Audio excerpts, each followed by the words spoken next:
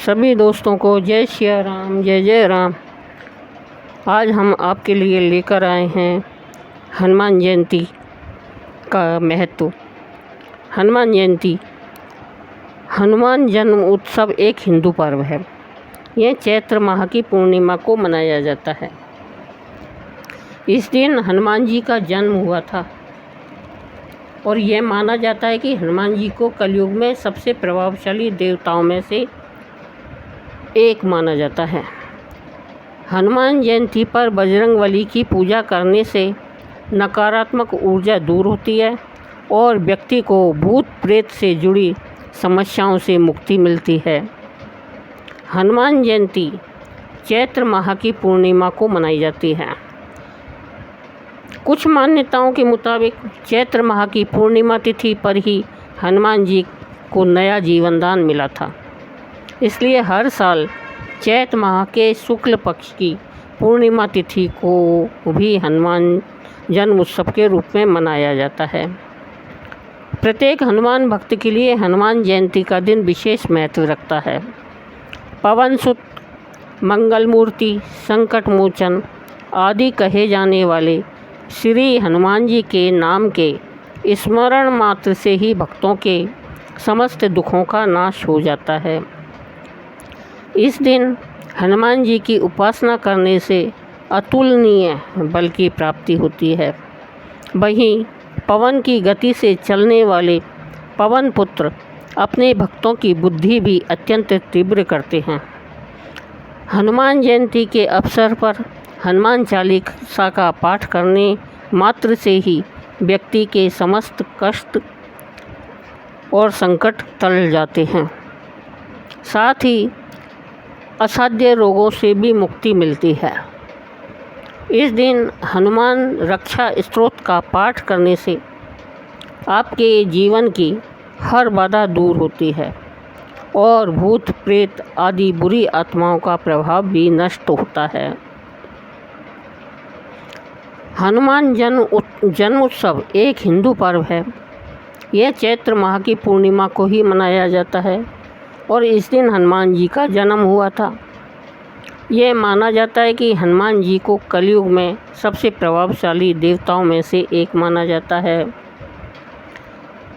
लेकिन मान्यताओं के अनुसार हनुमान जी के जन्मदिन को जयंती नहीं बल्कि जन्म उत्सव कहा जाना उचित होगा। दरअसल जयंती और महोत्सव दोनों का तात्पर्य जन्मदिन से होता है, लेकिन जयंती का प्रयोग उनके लिए किया जाता है जो जीवित नहीं है। और यहाँ भगवान हनुमान जी की कही जाए तो इन्हें कलियुग का अमर देवता माना गया है। हनुमान जी कलयुग में भक्तों की रक्षा करते हैं। हनुमान जी को कलयुग का अमर देवता माना गया है और शनि से जुड़ी चुनौतियों पर काबू पाने के लिए हनुमान जयंती का शुभ माना जाता है। हनुमान जयंती के दिन हनुमान जी की पूजा करने से सुख सौभाग्य की प्राप्ति होती है। हनुमान पूजा में तुलसी का प्रयोग करना बहुत ही शुभ माना जाता है। हनुमान जी को रुद्र अवतार यानी कि भगवान शिव का अवतार माना जाता है। हनुमान जयंती पर भक्त व्रत करते हैं और विधि विधान से उनकी पूजा करके व्रत को पूर्ण करते हैं। इस दिन देश भर के मंदिरों में जगह जगह भंडारे आयोजित होते हैं और कई तरह के उपाय और अनुष्ठान करवाए जाते हैं। हनुमान जी को कलयुग में सबसे जागृत देव माना जाता है। हनुमान जी कलयुग में आज भी गंधमादन पर्वत पर निवास करते हैं। इस दिन बजरंगबली की पूजा करने से नकारात्मक ऊर्जा भी दूर होती है और व्यक्ति को भूत प्रेत से जुड़ी समस्याओं से मुक्ति मिलती है। बोलो हनुमान जी महाराज की जय। श्री हनुमान अतुल बल के स्वामी थे। उनके अंग वज्र के समान शक्तिशाली थे, अतः उन्हें बजरंग नाम दिया गया, जो बोलचाल में बजरंग बन गया। यह बजरंग केवल गदाधारी महाबल ही नहीं थे हैं, बल्कि विलक्षण और बहुआयामी मानसिक और प्रखर बौद्धिक गुणों के अद्भुत धनी भी हैं। वे पराक्रम, ज्ञान और सेवा के आदर्श संगम थे। ज्ञान, भक्ति और कर्म, इन 3 क्षेत्रों में श्री हनुमान महान योगी थे। राम काज अर्थात अच्छे कार्य के लिए वे सदैव तत्पर रहते थे। थकावट उनसे कोसों दूर थी।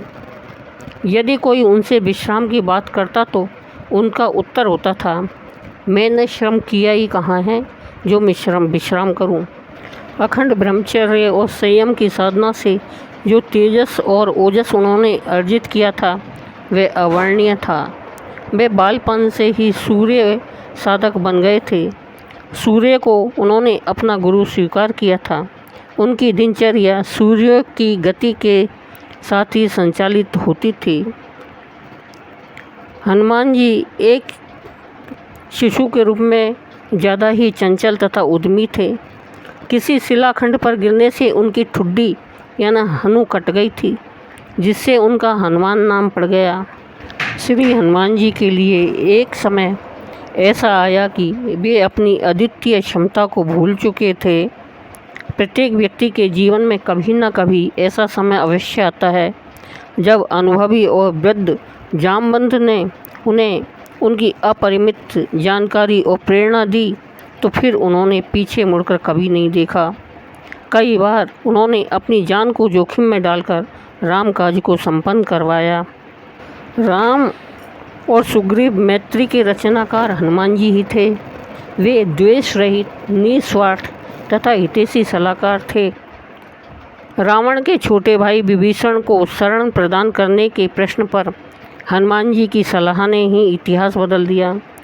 समस्त प्राणियों के प्रति उनके मन में अद्वेष भावना थी। विवेक, ज्ञान और बल, पराक्रम, संयम, सेवा, समर्पण, नेतृत्व संपन्नता आदि विलक्षण गुणों के धनी होने के बावजूद भी उनमें रत्ती भर भी अहंकार नहीं था।